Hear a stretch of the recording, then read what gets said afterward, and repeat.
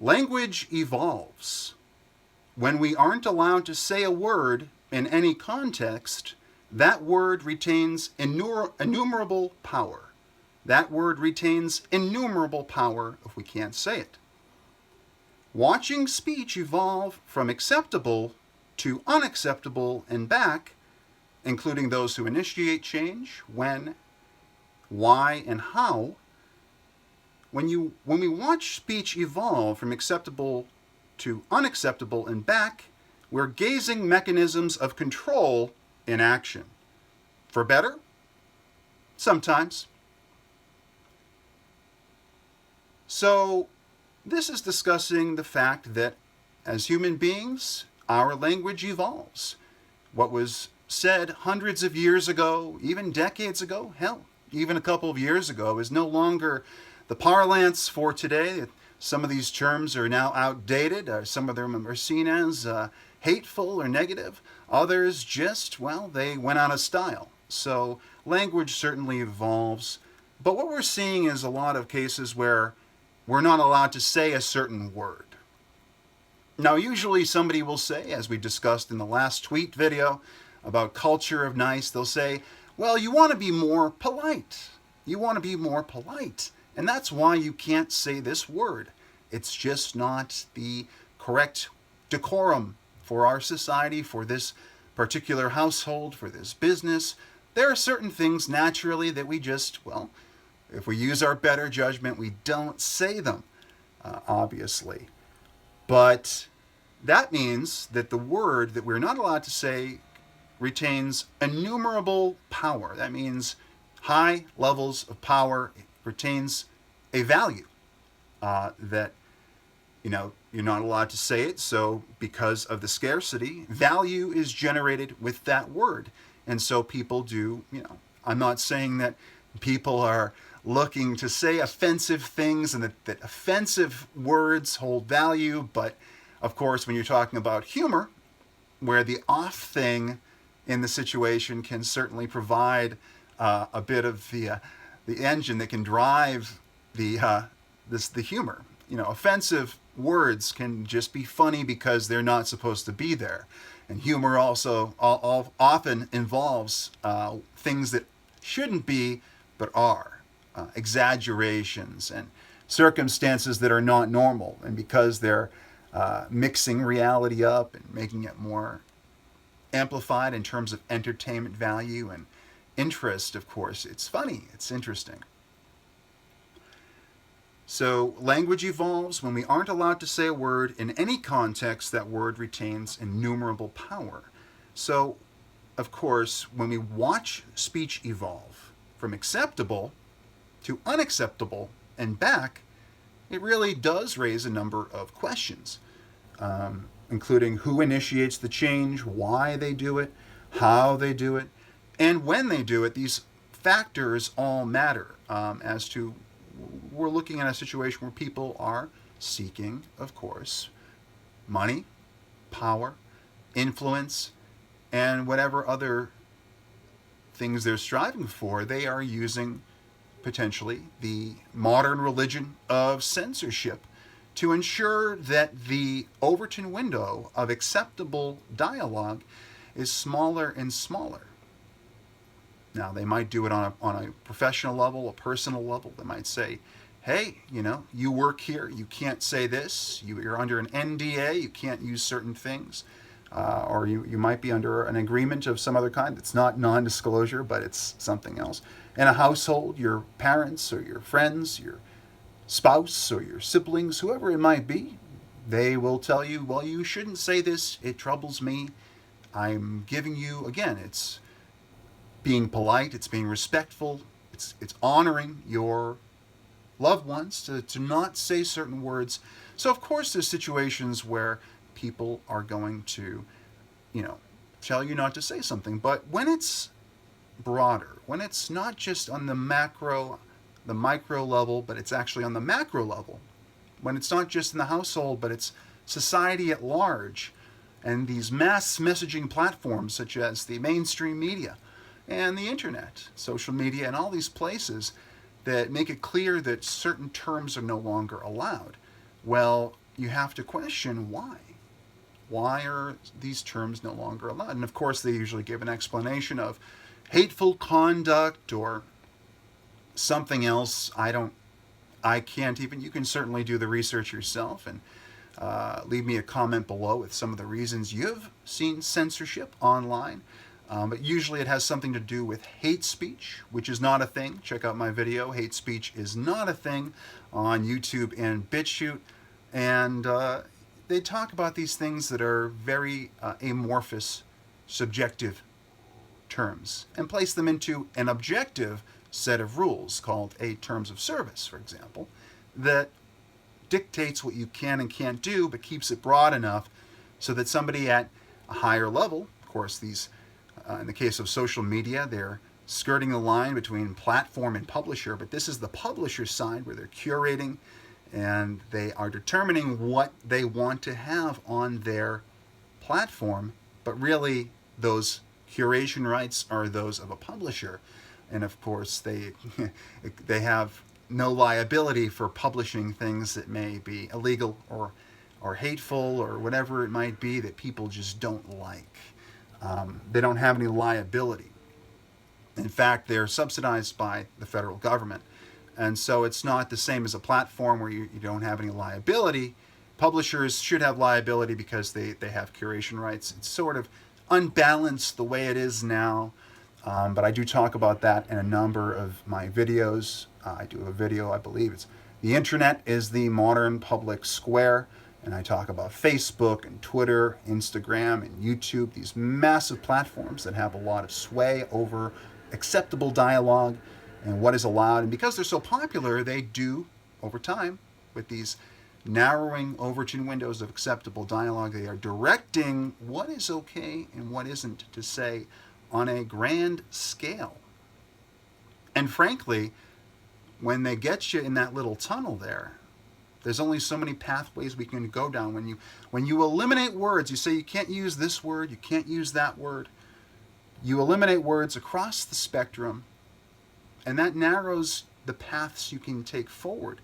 And also, once people start to look at you and they start to follow the dogma of the modern religion of censorship, you will get disciples that want to turn you and I, and even a few of their friends and family, into martyrs of the modern religion by excluding them based on, or chastising them, or making an example out of them based on the words that they use. Now, of course, we talked a little bit earlier just now about how, of course, it's polite when you're in somebody else's presence to treat them with respect. So please don't see this as some sort of blank check to be an asshole. I'm not trying to advocate in that direction, but I don't want people determining all of a sudden that you're not allowed to use a certain word when just a day ago that word was okay, and hell, maybe tomorrow it might be okay again. So it's all about control. It's gazing mechanisms of control in action. When you see how the people are initiating change and messaging that you're not allowed to use certain words or certain terms. And it can be for better sometimes. There are certain cases in our society where we have eliminated the use of certain words in popular dialogue because they were tinged with malevolent otherism or hatred, maybe sexism or racism.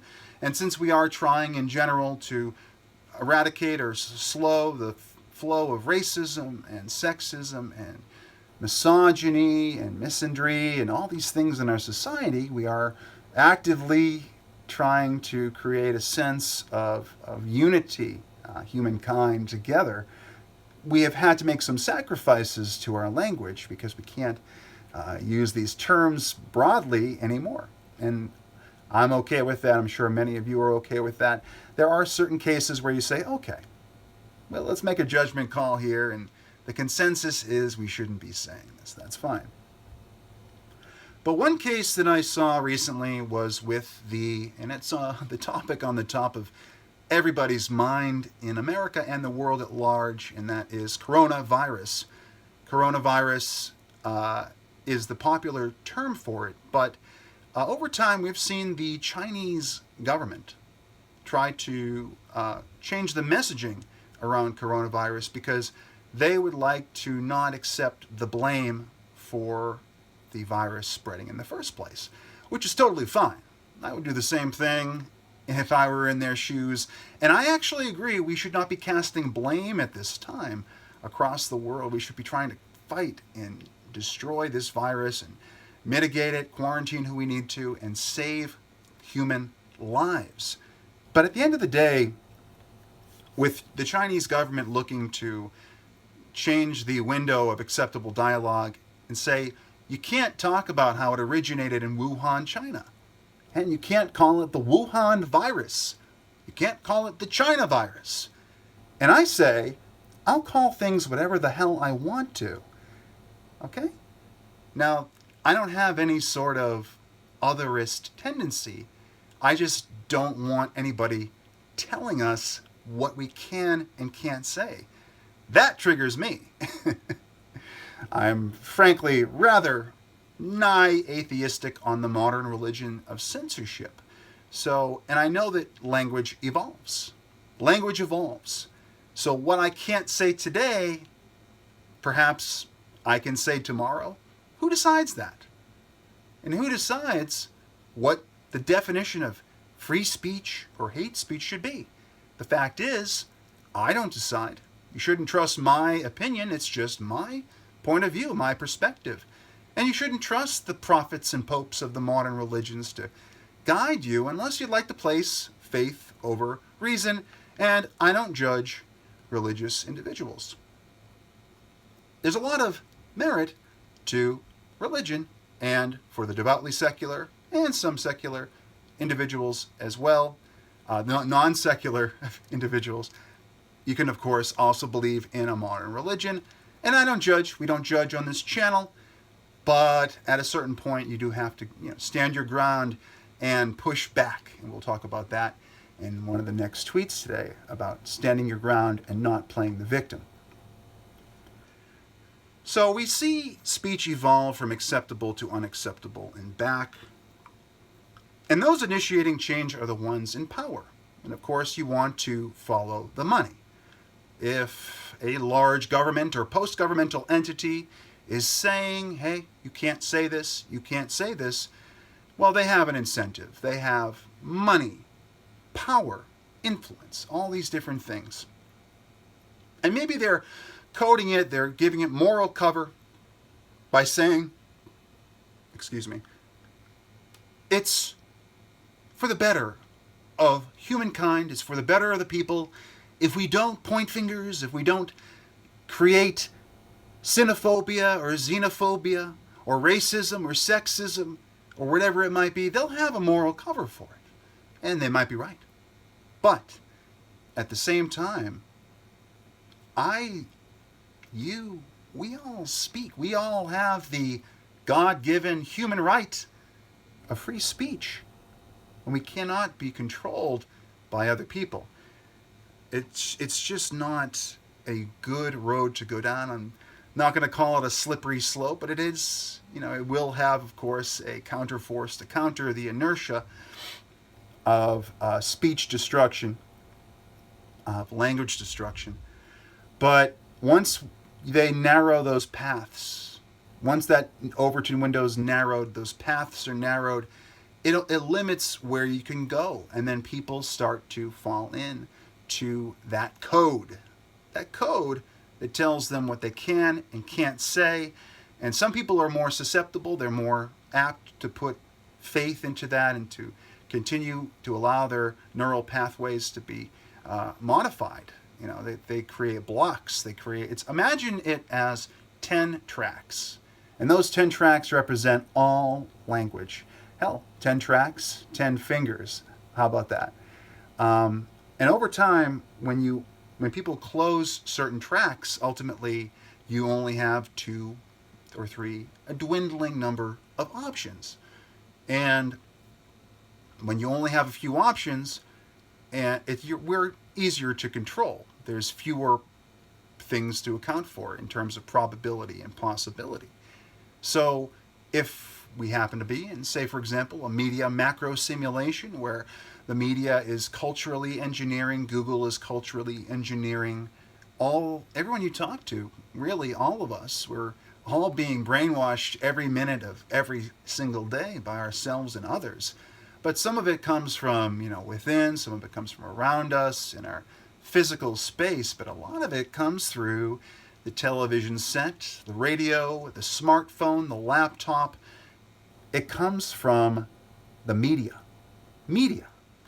And we have to be cognizant of it. I'm not saying that anybody is, mind blind or brainwashed in a way that is separate. We're all brainwashed. We're all brainwashed. It's just a matter of understanding where the seams are, where the lines are between what we believe and what is real.